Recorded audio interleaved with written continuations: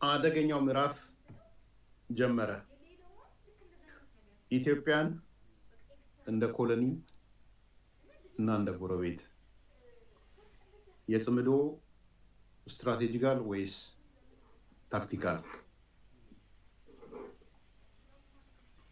እዚህ ጉዳይ ላይ እንነጋገራለን። መፈንቅለ ፕሬዝዳንት የተካሄደባቸው ሌተናንት ጀነራል ታደሰ ወረደ በቀረቻቸው ብቸኛ መተንፈሻ መስኮት መጥተዋል። ብቸኛ መተንፈሻ ትመስለኛለች እሷ። ሌተናንት ጀነራል ታደሰ ወረደ በዚች ብቸኛ መተንፈሻቸው መጥተው ሲናገሩ ተመልክተናል።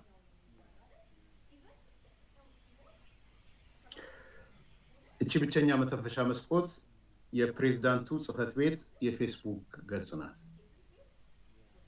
ይገርማል እኮ አንድ ፕሬዝዳንት ሄዶ ሁሉንም ነገር ተቀምጦ ግርም አይላችሁም? ግን አንዳንዴ እንደው የምር እንደው ፖለቲክሱን ብቻ ሳይሆን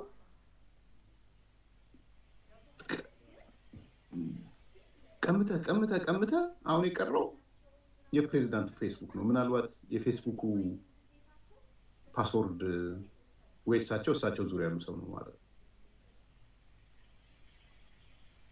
ትግራይ እየሆነ ያለ ይሄ ነው ነገራችን። እና አንዳንዴ ጭካኔ ነው ወይስ አሮጋንሲ ምንድን ነው በአማርኛ? ወይስ በቃ ከዘመኑ ጋር በጣም ነው የሚከብደው። እና የሆነ ያየህ አሁን ፕሬዚዳንት በነበሩ ሰዓት መግለጫ ሰጡ። እሳቸው ናቸው እንግዲህ ገና ታደሰ ወረደ ለትግራይ ማስ ሚዲያ ደሞዝ የሚከፍሉበት ተቋማቸው የትግራይ ማስ ሚዲያ የእሳቸውን መግለጫ ዘኦፖዚት አነበበ፣ ገልብጦ አነበበ። ይታያችኋል። ግን ለትግራይ ልሂቃን በተለይ ተውት፣ ቲፒኤልኤፍ ምናምን ተውት። ትግራይ ልሂቃን ግን እያያችሁት ነው እየሆነ ያለውን ነገር። ምን አለበት አሁን የትግራይ ማስ ሚዲያ ፕሬዚዳንቱ ያለውን ነገር ተናግሮ የእሳቸው ተቃራኒ ደግሞ ቲፒኤልኤፍ ደግሞ እንዲህ ብሏል ቢል ምን አለበት? ጥቁር ነው እሳቸው ብለው እሳቸው ደሞዝ የሚከፍሉት የቀጠሯቸው ሰራተኞች ፕሬዝዳንቱ ነጭ ነው አሉ። ደን ይሰማሉ። ከዛ ቀጥሎ ደግሞ አቅም ስለሌላቸው የሆነ የግል ሚዲያ ፈልገው አምጥተው ተናጠለ የግል ሚዲያ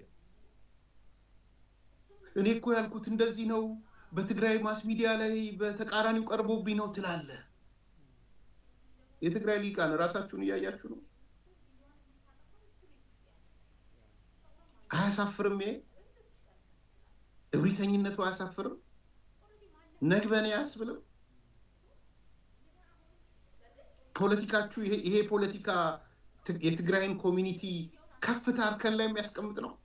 እንደ ኮሚኒቲ ነው የምናገረው፣ ወይዘው እንደ ሊቃን ማለት ነው። ከዛ ሁሉንም ዝግትግት አድርገውባቸው የመጨረሻቸው በፕሬዚዳንቱ ጽህፈት ቤት ፌስቡክ በኩል መጡ። ለእኔ ትልቁ ሚኒንግ ያለው እሱ ነው። ወይዘው ከሁሉ ነገ ፌስቡኩም ይቀማል። ጽህፈት ቤታቸውን ሰብረው ገብተዋል። በነገራችን ላይ ስብሰባ አዳራሹን ሰብረው ገብተው ነው፣ ቁልፉን ሰብረው ነው የገቡት።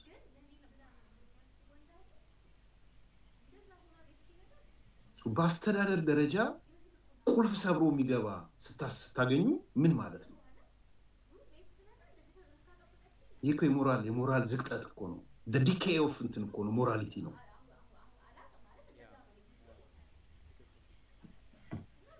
ሶ ባገኙት የፌስቡክ ገጽ ባገኟት መስኮት ተንፈስ ብለዋል።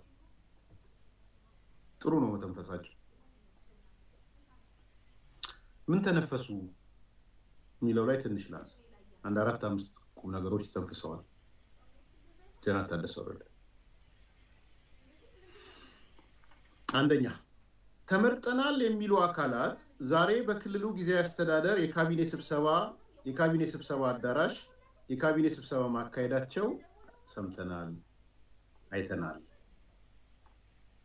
2፣ የካቢኔ ስብሰባ እየተካሄደ ያለው በጸጥታ አካላት ጥበቃ ውስጥ ሆኖ ነው። እሳቸውም ተንኮለኛ ናቸው። ይቺ ቀላል ቃል እንዳትመስላችሁ። እነ ደብረ ጽዮን ካቢኔ አካሄድን የሚሉት በወታደር ተከበው ነው ካቢኔ እያካሄዱ ነው።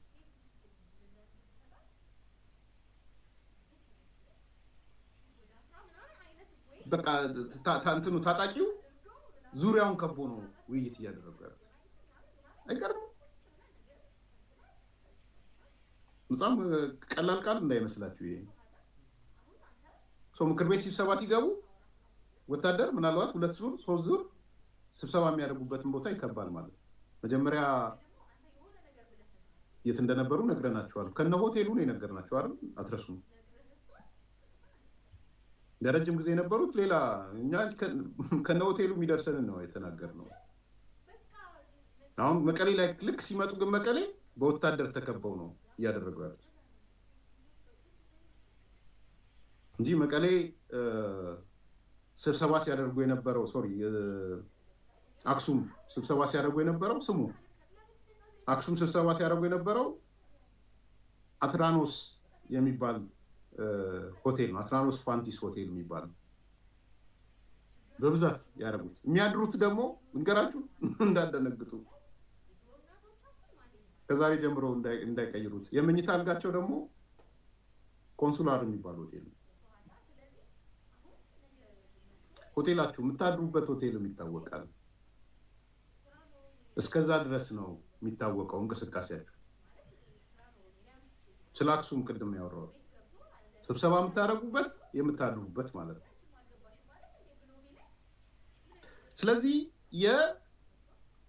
እንደዚህ አይነት ስብሰባ እየተደረገ ያለው ምንድነው እያለን ያለው? የካቢኔ ስብሰባ እየተካሄደ ያለው በጸጥታ አካላት ጥብቅ ቁጥጥር ውስጥ ሆኖ ነው።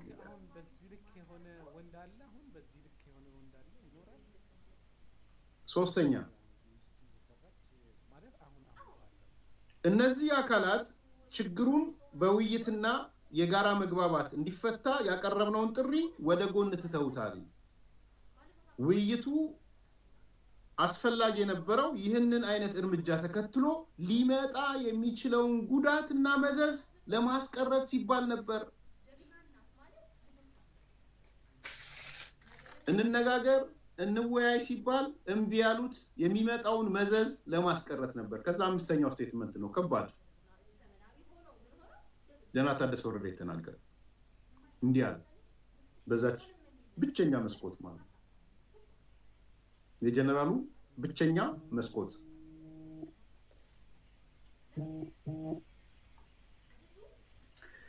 የካቢኔ ስብሰባ መጀመሩ የዛሬውን ቀን የቀጣዩ አደገኛ መንገድ የተጀመረበት ዕለት ያደርገዋል።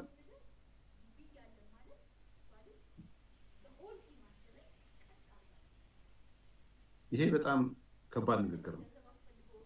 የካቢኔ ስብሰባ መጀመሩ የዛሬውን ቀን የቀጣዩ አደገኛ መንገድ የተጀመረበት ዕለት ያደርገዋል። በዚህ ምክንያት ለሚከተለው መዘዝ ተጠያቂው የጊዜያዊ አስተዳደሩን ስልጣን በጉልበት እየያዘ ያለው ኃይል መሆኑን መግለጽ እፈልጋለሁ። የመጨረሻ ማስጠንቀቂያ ነው። መዘዙን ነው የተናገሩት። በዚህ ምክንያት ለሚከተለው መዘዝ ተጠያቂው የጊዜያዊ አስተዳደሩን ስልጣን በጉልበት እየያዘ ያለው ኃይል መሆኑን መግለጽ እፈልጋለሁ።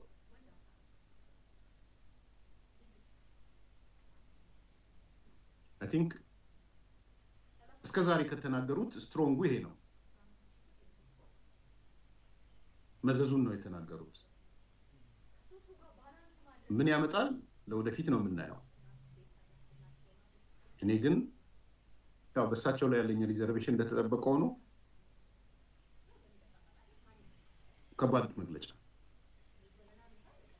ባገኟት ያቺ መስኮት ብቸኛ መስኮት በዚህ ደረጃ መግለጻቸው ትልቅ ነገር።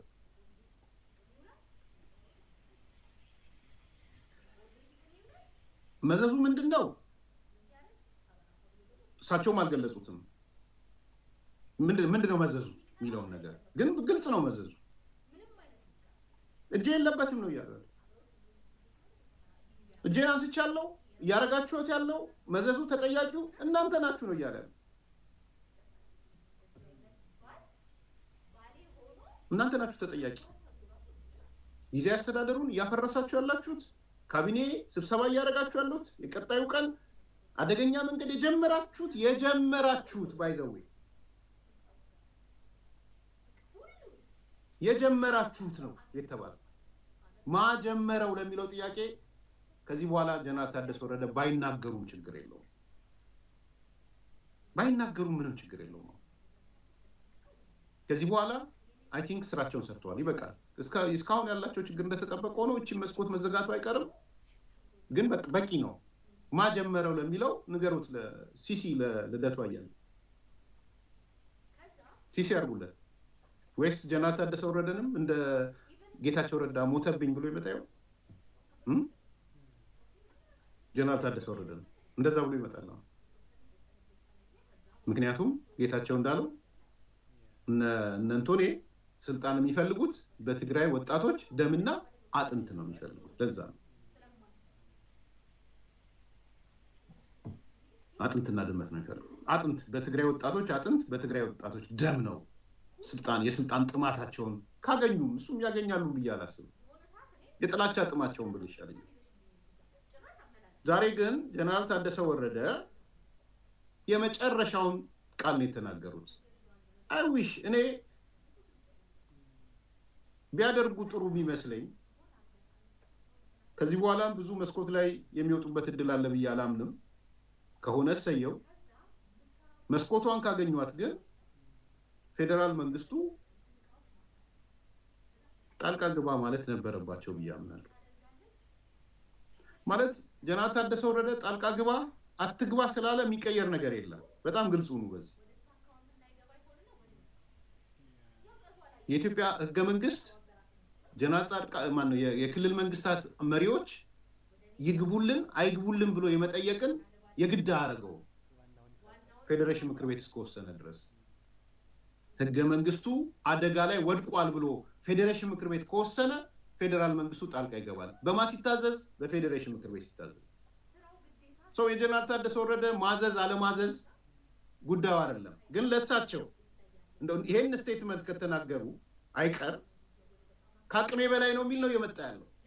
የዛሬው ቀን የቀጣዩ አደገኛ መንገድ ጅማሮ ነው እያሉ ያሉት። የዛሬው ቀን ስልጣን በጉልበት የተያዘበት ነው እያሉ ነው ያሉት። ይሄ ደግሞ መዘዝና ተጠያቂነት አለው እያሉ ነው ያሉት። ሰው በዚህ ደረጃ ወደ ውስጥ ብትገቡ ወደ ውስጥ ባይገለጽም የጊዜ አስተዳደሩን እያፈረሱብኝ ነው ዓለም ይወቅልኝ እያሉ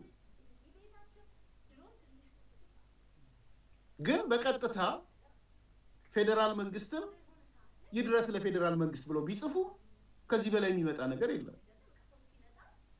ይሄ ነው አጥር ላይ መንጠልጠል የምለው ነው። ከምንም ላይድኑ፣ ከየትኛውም አደጋ ላይድኑ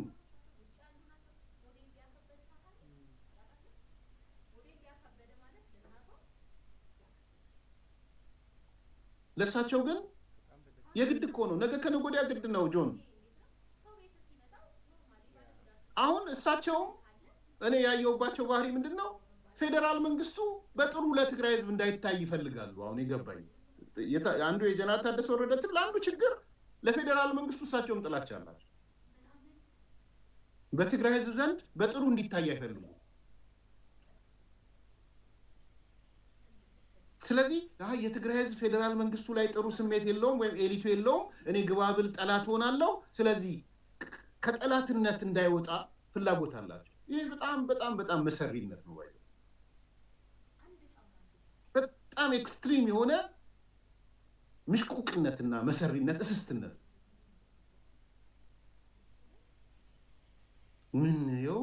ምን ሆነች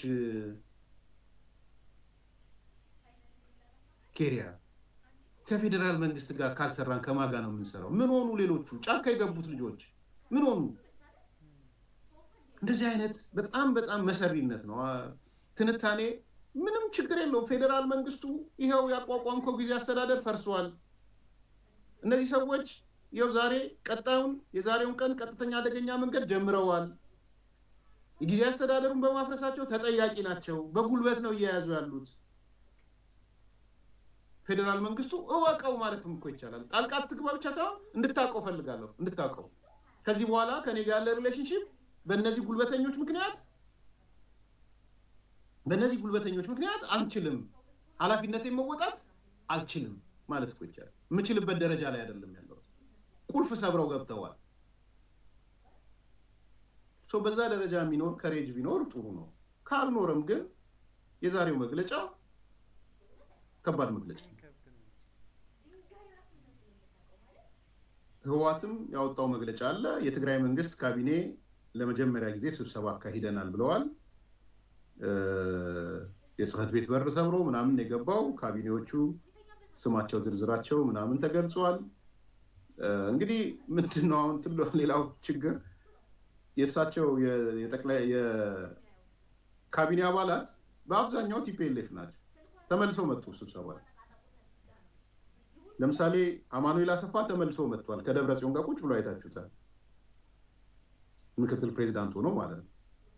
ተክላይ ገብረመድህን የውሃ ሀብት ቢሮ ኃላፊው፣ ዶክተር ፍስሐ ጽዮን የመሬት አመራር ኃላፊው፣ ወይዘሮ ብርክቲ የማዕድን ቢሮ ኃላፊ፣ ወይዘሮ ኤልሳ የቴክኒክና ሙያ ቢሮ ኃላፊ፣ አቶ መሀሪ የንግድና ኢንዱስትሪ ቢሮ ኃላፊ፣ አቶ አማኑኤል ገብረመድህን የሲቪል ሰርቪስ ኃላፊ፣ አቶ አለም ብርሃን ሃርፊዮ የእርሻ ቢሮ ኃላፊ፣ ዶክተር አማኑኤል የጤና ቢሮ ኃላፊ፣ ዶክተር ኪሮስ ጉሽ የትምህርት ቢሮ ኃላፊ፣ ዶክተር ኢደጎ ስዩም የማህበራዊ ጉዳይ ኃላፊ፣ ዶክተር ምህረት የፋይናንስ ቢሮ ኃላፊ፣ አቶ ክብሮም ፍሳዬ የገቢዎች ባለስልጣን ዳይሬክተር። እነዚህ እንግዲህ በካቢኔ ተሰበሰብን ያሉ ናቸው። በፊት የነበሩትን ነው የሰበሰቡ። ይህ አንደኛው ነው። ከዛ እንግዲህ የስምረት ፓርቲ ምክትል ሊቀመንበር የሰጠው መግለጫ አለ። በጣም የሚገርም መግለጫ ነው የሰጠው። በጣም ኢንተረስቲንግ የሆነ ዛሬም እንደ ርዕስም የወሰድኩት ላይ ያያችሁት አስገራሚ መረጃ ሰጥቷል። አንደኛው ምናልባት በቪዲዮ ያልያዝኩት ስለ ምክር ቤቱ ያጋለጠው እውነት ነው። በነገራችን ታውቁታላችሁ። የአራ መሬት ምንድን ነው ይሄ ነፃ መሬትም ያለው ነው። የደቡብ ምዕራብ ነው የምናምን የዚህ የራያ አካባቢ የነበረው አስተዳዳሪ ነው የተናገረው አለ። እነግራችኋለሁ። አንዱ ያጋለጠው ነገር በጣም የሚገርም ነገር ነው ያጋለጠው።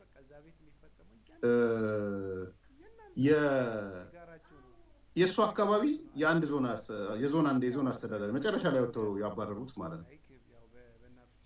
እሱ አካባቢ እንትን ምክር ቤት አባላት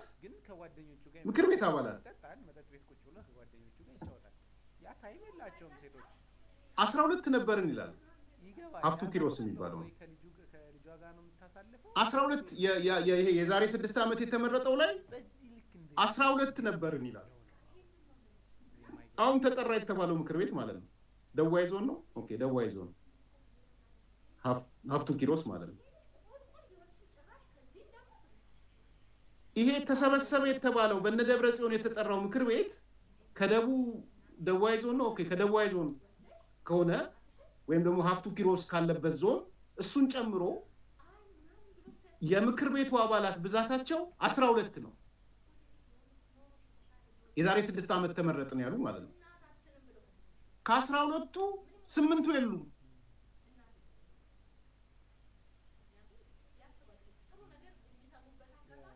ገብቷቸዋል እያልኩ ያለሁት። ምክር ቤት ጠራን አይደል ያሉት እነ ደብረጽዮን በመላው ትግራይ የተመረጠውን ምክር ቤት ጠራን አለ ያሉት። ሲጠሩ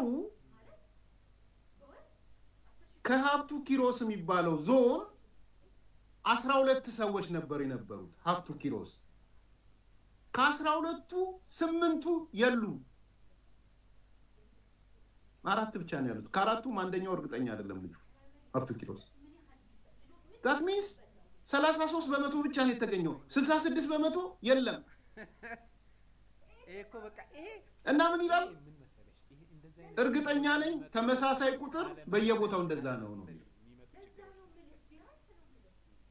ስለዚህ ህዝብ ያልመረጠውንም ነው ጎትቶ ያስገቡት ማለት ነው።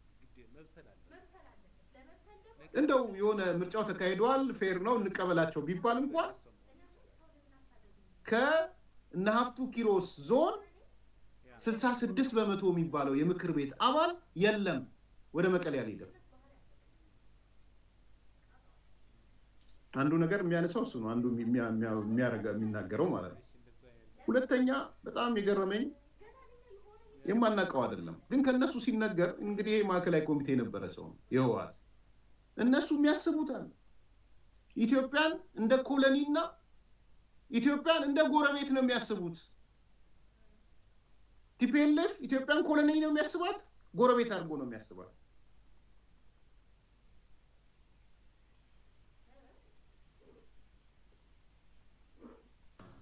ይሄ ቡድን አሁን ምንድን ነው እያደረገ ያለው? በኢትዮጵያ ውስጥ በነበረበት ሰዓት ማለት በዚህ ላይ የተሻለ የፖለቲካ ፖዚሽን ይዞ ሲንቀሳቀስ በነበረበት ሰዓት የሚወዳት ኢትዮጵያ የምትባል ሀገር አሁን ኮሎኒ ነች፣ ግዛት ነች። በቃ እንደዚህ አድርጋ ገዝታ የያዘች አካባቢ ነች። አሁን ምናልባትም አሁን እያየነው ከሆነ ጎረቤት ነች። በደንብ መታወቃል። የኢትዮጵያ ህዝብ ማወቃ ጎረቤት ነች። አሁን ዲፋክቶ ነች። አሁን ኖት ኦንሊ ዲፋክቶ፣ አሁን ዲፋክቶ ስቴፖች አሉት። ሀሳብ ነው ባይዘው ዲፋክቶ እኮ ዲፋክቶ ካልሆነች ራሷን የቻለች ሶቨርን ስቴት ነች እያሉ ነው በእነሱ አስተሳሰብ፣ በዚህ ቡድን አስተሳሰብ ዴፊኒትሊ የነገሩ ምን ብለዋል መሰለህ? አንደኛ ከፌዴራል መንግስት ጋር ያለን ግንኙነት አሁን አቁመናል አለ። የፌዴራል መንግስት እኛ ጋር መገናኘት ከፈለግን ያረዲያል ነው እኮ እያለ ያለው እኮ። እንደዚህ አይነት ፓራዶክሶች አሉ ነው የሚያሉ። አዎ ህግ የለውም፣ ይሄ የሚጫወትበት ህግ የለውም። አሁን ነው ከዛ ነው መመንጨት ያለበት። ህግ ቢኖርህ የአንተን ህጋዊነት ሌጂትመሲ ከሌጋል ባዲ ነው የምታመነጨው፣ ከህዝብ ማለት ነው። ለምሳሌ የፖለቲካ ስልጣን ምንጩ ህዝብ ነው፣ ከህዝብ ነው። ሰማችኋል? ይሄ የህወሓት ማዕከላዊ ኮሚቴ አባል የነበረ የዞን አስተዳዳሪያቸው የነበረ ስልጣን ላይ ያሉ ኢትዮጵያን ይወዷት ነበረ። የፈረንጅ ላም ናት፣ እንዴት አይወዷት? በደንብም ያልቧት ላም ነበረች፣ ያው ማትራገጥ የፈረንጅ ላም። ያኔ ኢትዮጵያን ይወዷት ነበረ። ከዛ የሚወዷት ኢትዮጵያ አሁን ምንድነው የሚሏት አለ? ኮሎኒ ናት ነው የሚሉት፣ ቅኝ ግዛት ይዛናለች ነው የሚሉት። ከዛም አልፎ አሁንማ ደግሞ ጎረቤታችን ናት፣ ሰው እንደ ጎረቤት ሀገር ነው የሚያዩዋት። ኢቭን ከዲፋክቶ ስቴት በላይ ነው። ጀስት ላይ ከኤርትራ ጋር እንደምንገናኘው ከኢትዮጵያ ጋር መገናኘት እንችላለን ነው የሚሉት። ጀስት ላይ ከሱዳን ጋር እንደምንገናኘው ኢትዮጵያን ጋር እኮ መገናኘት እንችላለን ነው የሚሉት። ይህ ነው እያለ ያለበት አይደል? ከህዝብ አይመነጭም። አሁን አልኩ ምክር ቤቱ እንዴት እያደርገው እንደሆነ ምክር ቤት እያለ የሚጠራው ሰው ምን እያደርገው እንደሆነ እኮ ነገር ያለው አይደል? ራሱ መርጦ ማስቀመጥ ይችላል ነው እያልኩ ያለው። የምርጫ ጉዳይ አይደለም። እሱም በራሴ ድርጅት ነኝ ይላል። አሁን ህጋዊ ነኝ ነው እያለ ያለው። ከየት ነው የምታመጣው ይህንን ህጋዊነት? ይሄ ብቻ አይደለም። እንደ ሀገር አሁን ለምሳሌ ሀገር ማወጅ አይችልም። እንዲህ ቀላል አይደለም። ብዙ ኢንተርናሽናል ኢሹስም አሉት አይደለም? ዓለም አቀፍም አሉት፣ እንደ ሀገርም አለ። እሱ ግን በዚህ ሰዓት ምንድን ነው እያደረገ ያለው? የፌዴራል መንግስት ግንኙነትን አቆሜ ምን እያደረኩ ነው? የራሴ አካል ነኝ አሁን። ስለዚህ የውጭ ግንኙነት ፖሊሲ እኮ የሀገር ጉዳይ ነው። ሀገር ነው የሚያደርገው። የሆነ ክልል ያደርጋል? ኦሮሚያ ተነስቶ ያደርጋል? ይሄንን አያደርግም። አማራ ተነስቶ ይህን ማድረግ አይችልም። የሶማሌላንድን ጉዳይ የሚያቀነቅኑ የህወሓት ሰዎችን ስለተመደም ስሙ ኦልሞስት ከዲፋክቶ ስቴት የዘለለ ነው። የውጭ ጉዳይን እንደምታውቁት በሀገሪቱ ህግ ከተከበረ የፌዴራል መንግስቱ ስራ ነው። ግን ይህ አካል የውጭ ጉዳይም ነው እየፈጸመ ያለው። ስለዚህ ኢትዮጵያን እንደ ኮሎኒያላይዝ እንዳደረገችው ኢትዮጵያ ቅኝ ገዢው እንደነበረች ኤርትራናይዜሽን ኦፍ ኤርትራ ትግራይ ጭንቅላታችሁ ውስጥ አልመጣም? ትርክቱ አልመጣላችሁ? ከዛ ደግሞ ጎረቤት ስለ ትግራይ በዚህ መንገድ ትሪት ላድርግ ካለ ሶማሌላንድ ሀሳብ ቢገልጽልህ ምን የሚገርም ነገር አለው? ትግራይ እኮ በኢትዮጵያ አይን ወደ ኢትዮጵያ አካባቢ የሚገባ ወራሪ እንኳን በብዛት በሰሜን አካባቢ ነው። ታሪኩን እናየውና በዛ አካባቢ ነው። ይህ ህዝብ እኮ ስለ ኢትዮጵያዊነቱ እኮ ሲዋደቅ የነበረ ህዝብ እኮ ነው። አይ እኔ ካስፈለገኝ አንተ ከዚህ ህዝብ ጋር መኖር አትችልም፣ አሁን እኔ ኤርትራ ጋር እገናኛለሁ፣ የፌዴራል መንግስቱም እንገናኝ ካለኝ እንገናኛለን ነው እኮ እያለ ያለው። ሱዳን ጋር እገናኛለሁ፣ የኢትዮጵያ መንግስትም እንገናኝ ካለኝ እገናኛለሁ። ግብፅ ጋር እንደዚሁ። ለምሳሌ አሁን ተመልከት። አሁን አያችኋል። ይሄ እንግዲህ የህወሓት ማዕከላዊ ኮሚቴ ነበረ። የህወሓትን ውስጥ ለውስጥ አብሮ የኖረ ነሰው ማይንድ ሴታቸውን ነው እየነገራቸው ያለ። የማናውቀውን አይደለም ማረጋገጫ ነው ያመጣ። እኔ ነገር ኤርትራናይዜሽን ኦፍ ትግራይ ተጀምሯል ብዬ ዶክመንት ጽፌ የአዲስ ኮምፓስ ቤተሰቦች ተወያይተንበታል። ዶክመንቱንም አንብባቸዋል። ቢያንስ ሃይላይቶቹን በተለያየ ሚዲያ ኢቲቪን ጨምሮ እንጂ ኤርትራናይዜሽን ኦፍ ትግራይ ተወያይቼበታል። ወደፊት ሰነድ ይፋ ይሆናል። ኤግዛክትሊ እየሆነ ያለው ነገር እሱ ነው። እነዚህ ሰዎች መጀመሪያ አስተሳሰባቸውን መቀየር ነው። ሻዕቢያ ኢትዮጵያ ቅኝ ገዢ ናት፣ ኮሎኒያላይዝ አድርጋለች የኖረችው ምነው የሚሉት እሱን ይዘው መጡ አለ ሀብቱ ኪሮስ። ከዛ ጎረቤት በቃ እንደ ማንኛውም ጎረቤት ሀገር ናት። ከኤርትራ ጋር መገናኘት እንችላለን፣ ከኢትዮጵያ መንግስት ጋር ጎረቤት ስለሆነ መገናኘት እንችላለን፣ ከኤርትራ መንግስት ጋር ጎረቤት ስለሆነ መገናኘት እንችላለን፣ ከሱዳን መንግስት ጋር ጎረቤት ስለሆነ። ስለዚህ የራሳቸው የሆነ የውጭ ጉዳይ ፖሊሲ፣ የውጭ ጉዳይ ግንኙነት ፈጥረዋል ማለት ነው። ይህን ነው እየነገረን ሀብቱ ኪሮስ።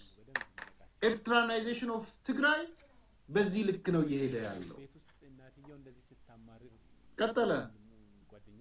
ከኤርትራ ጋር ስላለው ግንኙነትም በጣም ብስጭት ብሎ እንደ አንድ ጫካ እንደነበረ ሰው ውጊያው ላይ የሚያነሳዋል። እሱንም ብንሰማው ደስ ይለኛል። እኔ ካስፈለገኝ አንተ ከዚህ ህዝብ ጋር መኖር አትችልም፣ አሁን እኔ ኤርትራ ጋር እገናኛለሁ፣ የፌዴራል መንግስቱም እንገናኝ ካለኝ እንገናኛለን ነው እኮ እያለ ያለው። ሱዳን ጋር እገናኛለሁ፣ የኢትዮጵያ መንግስትም እንገናኝ ካለኝ እገናኛለሁ። ግብፅ ጋርም እንደዚሁ። ለምሳሌ አሁን ተመልከት፣ አሁን እየተደረገ ያለውን ያው ከኤርትራ መንግስት ጋር ጽምዶ ፈጥሯል። which I feel sorry እንደሆነ ኢትዮጵያዊ እንደ ትግራዋይ በጣም ነው ማዝነው። በግጭቱ ጊዜ ነው ታጋይ በግጭቱ ጊዜ በነበረው ጦርነት ጊዜ ትግራይ ውስጥ ከፍተኛ ውድመት ነው ያጋጠመው።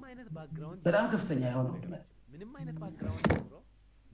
የማንኛው ይበዛል ብዬ ለማወዳደር ፈልጌ አይደለም። ኦልሬዲ እኔ ትግራይ ውስጥ በደል ተፈጽሟል ካልኩ በደል የፈጸሙት አካላት ነው መታየት ያለባቸው። ቲፒኤልኤፍ ራሱ ነው፣ የፌዴራል መንግስት ነው፣ ሻዕቢያ ነው፣ ዋቴቨር ሁኤቨር በዚህ ጉዳይ ላይ መያዝ አለበት። ሻዕቢያ ግን ከምንም በላይ ትግራይን የቀጠቀጠ ቢኖር ግን ከሻዕቢያ በላይ ነው። ቲፒኤልኤፍም የፌዴራል መንግስቱም ከሻዕቢያ በላይ ትግራይ ውስጥ ጉዳት አድርሷል ብዬ ግን አላምንም። ለነሱ ለራሳቸው ጽምዶ ለምትላቸው እንዴት እንደዚህ ያደረግ ካልከው፣ አይ ዞሮ የፌዴራል መንግስቱን ለመምታት አዲስ አበባ ለመግባት የ4 ኪሎ ስልጣን ለመያዝ ካልሆነ በስተቀር ሻዕቢያም ከኛ ጋር እንደማይቀጥል እናውቃለን ነው የሚለው። ሻዕቢያ ለራሱ ብሎ ነው እኛ ጋር ጽምዶ የፈጠረው ነው የሚለው። ለምን ትለዋለህ? ታሪካቸውም ያንን አያሳይም። ኖርማል በፍጹም አያሳይም። ምንም ኢንተርሴክት የላቸውም እኮ እነዚህ ኃይላት እኮ። ለምንድን ነው ታዲያ ሻዕቢያ ከአንተ ጋር ለምን እንደዚህ ሆነ ስትለው የኢትዮጵያ መንግስት የወደብ ጥያቄ አለው። አሰብ የኔ ናት ይለዋል። አንዳንድ በደንብ ስሙ። እዚህ ጋር ሰምታችኋል እያለ ያለው ነገር አንደኛ የሞራል ጥያቄ ነው ያነሳው። ደግሞ ከማንም በላይ ሀፍቱ ኪሮስ ከማናችንም በላይ በሻቢያ ላይ የሚነሳ የሞራል ጥያቄ ማንሳት የሚችል ሰው ነው። በምን አይምሮ ነው ያን ሁሉ ወንጀል የፈጸመ የውጭ ኃይል ሄደው የሚጣመዱት ነው አንዱ እያነሳ ያለው። በየትኛው ሞራል ነው? ሁለተኛ ግን ጠየቅናቸው ይላል። እዛው በነበሩ ሰዓት የህወሓት እዛ የሄዱትን ሰዎች ምን ለማግኘት ነው ከኢሳያስ ጋር የምትጣመዱት ከሻቢያ ጋር የምትጣመዱት ብለን ጠየቅናቸው። እንግዲህ ነፃ መሬት ያለ ልጅ ነው።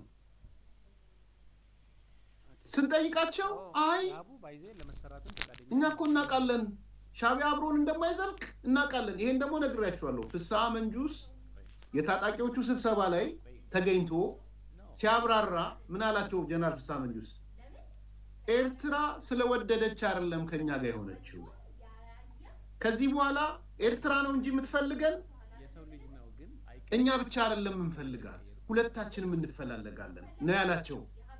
ኤርትራ ደርሶ ሲመጣ ማለት ነው። ለምን ብለው ሲጠይቁት ቢኮስ ኢትዮጵያ የባህር በር ጠይቃለች፣ አሰብን ጠይቃለች። ይሄን መከላከል የምንችለው እኛና እኛ ነን። ኢትዮጵያ የባህር በር እንዳታገኝ፣ አሰብ እንዳትሄድ፣ ኢሳያስ እንዳጥር እኛ ነን። ስለዚህ ኢሳያስ ይፈልገናል፣ ኢሳያስ ሻቢያ ይፈልገናል እንጂ ጠላታችን መሆኑን ነገ ከነገ ወዲያ የምንጣላው አካል አለመሆኑን ሳናቀርተን አይደለም። ይሄን ያልኳችሁ ካብ ለካብ ነው የሚተያዩት። ጥምረታቸው አንድ የጋራ ጠላት ላይ ነው እንጂ የጋራ አጀንዳ ላይ አይደለም ምንላችሁ። ለዚህ እሱ ነው ሀብቱ ኪሮስ እያረጋገጠ ያለ፣ ያላልነውን አይደለም እያረጋገጠ ያለ። ይቀየራል ይላል። ቅድም ስትላቸው የነበረ እነዚህ ነባሮቹ የዚህ ድርጅት ባለቤቶች ነን የሚሉት ሲተነትኑት ያን ነው የሚሉት። ስለዚህ ምናልባት ጂኦግራፊም ሊቀያየር ይችላል፣ ካርታ ይቀየራል ይላል ሰው። ይሄ ደግሞ ከዚህ ለመከላከል የግድ መጀመሪያ የትግራይ ህዝብ እንዲመታ ቲፒኤልኤፍ ጋር ወይ ይሄ ኃይል ጋር መገናኘት አለብን ብሎ ስለሚያስብ እንጂ ለራሱ ብሎ እንጂ ለዘላቂ ጥቅም እኛ ጋር አይደለም ይልሃል። እሱም ቢሆን ዞሮ ዞሮ ሁለት ስህተት ነው ያለበት። ይሁን አንደኛ ከትግራይ ህዝብ አንጻር ስታየው ይሄ እጅግ በጣም ጎጂ ነው፣ ድፍረት ነው። የትግራይን ህዝብ እንደ ዕቃ ማሰብ ነው፣ እንደ ራስ ዕቃ ራስህ ብቻ የምትወስንለት አይነት ዕቃ አድርገህ እንደ ማሰብ ያህል ነው እንጂ የትግራይ ህዝብና የኤርትራ ህዝብ ግንኙነታቸው ይሄ ሁለተኛው ነው። በመጨረሻ የሚያነሳው ምንድን ነው? ጽምዶ ስትራቴጂክ የሆነ በመሰረታዊ ጉዳይ ላይ የተፈጠረ ጥምረት ነው ወይንስ ታክቲካል ነው? የጋራ ነገር አላቸው ወይስ የላቸው የሚል ጥያቄ ነው። ይሄ በጣም መሰረታዊ ሶስተኛ መሰረታዊ ጉዳይ ይሄ ነው ያስኩት። ጽምዶ ታክቲካል ነው ወይስ ስትራቴጂክ የሚለው ማለት የፎሬን ፖሊሲ ጉዳዮች አሉት። አሁን ያለው ሁኔታ ምንድን ነው ከሚለው ልነሳለን። አሁን ያለው ሁኔታ አሁን ይሄ ቡድን ከማን ነው መሰለህ በጣም ኢሚዲየት በሆኑ ኢንትረስቶች ጋር የተገናኘባቸው አካባቢዎች አሉ። ለምሳሌ የኤርትራን ቅድም እንዳልነው ማለት ነው ዘላቂ የሆነ ትብብር ይኖራቸዋል ብለህ ማሰብ በጣም አስቸጋሪ ነው። አንለስ ኤርትራ ውስጥ ያለው ኃይልም ካለቀቀ በስተቀር እያስኬ ነው። ይሄ ቡድንም ከዚህ አካባቢ ካልጠፋ በስተቀር ሁለቱ ኃይሎች ኤርትራም ውስጥ ያለው ኃይል ትግራይም ውስጥ አሁን ያለው ቡድን ሁለቱ ባሉበት ጊዜ ለህዝቦች የሚጠቅም የረባ ስራ ሊሰራ አይችልም። ስትራቴጂክ አሊያንስም ሊሆኑ አይችሉም። ነምበር ዋን አሁን ኢሚዲየት በደም ስሙ በምንም ታምር ስትራቴጂክ አሊያንስ ሊሆኑ አይችሉም ነው ያለው። በደም ሌላ ጊዜ በሰፊው አንድ አሊያንስ አንድ ጥምረት ስትራቴጂክ ሲሆን ምን ማለት ነው፣ ታክቲካል ሲሆን ምን ማለት ነው የሚለውን ሌላ ጊዜ ይመጣላችኋለሁ ከጊዜ አንጻር። ግን በግልጽ የተናገረው ስትራቴጂክ አሊያንስ መሆን አይችሉም። ታክቲካል ማለት ነው ኢሚዲየት ለህዝቦች የሚጠቅም የረባ ስራ ሊሰራ አይችልም። ስትራቴጂክ አሊያንስም ሊሆኑ አይችሉም። ነምበር ዋን አሁን ኢሚዲየት ታክቲካል ማለት ነው። ኢሚዲየት የሆኑ ሪሌሽን ግን ይኖራቸዋል። ቅድም እንዳልኩ አሰብ ሊወስድብኝ ስለሆነ የኢትዮጵያ መንግስት ከዛ ለመከላከል ብሎ ያስባል። ሁለተኛ ሱዳን ጋር ነው። ሱዳንም አሁን የሱዳን በነ ሃይሚቲ በነ አልቡርሃን መካከል ያለውን ሁኔታ ይታያል። እዛ አካባቢ ያለው አሁን የእነሱ ሀሳብ አልቡርሃን በትጥቅ ትግሉ ጊዜም ግንኙነት ነበረ። የተሰደተ ትግራዋይ ማለት በ17 ዓመት የትጥቅ ትግል ጊዜ የተሰደተ ትግራዋይ ሱዳን ውስጥ እርዳታ ይሰጠው ነበር፣ መጠለያ ይሰጠው ነበር፣ እንደዛ አሊያንስ ነበረን የሚል ነበር አስተሳሰብ አለ ማለት ነው። ከሱዳን ያለው ሁለቱ ግጭት የኃይል ሚዛን ለማግኘት ፈልጎ ነው ወደዛ የሚሄደው።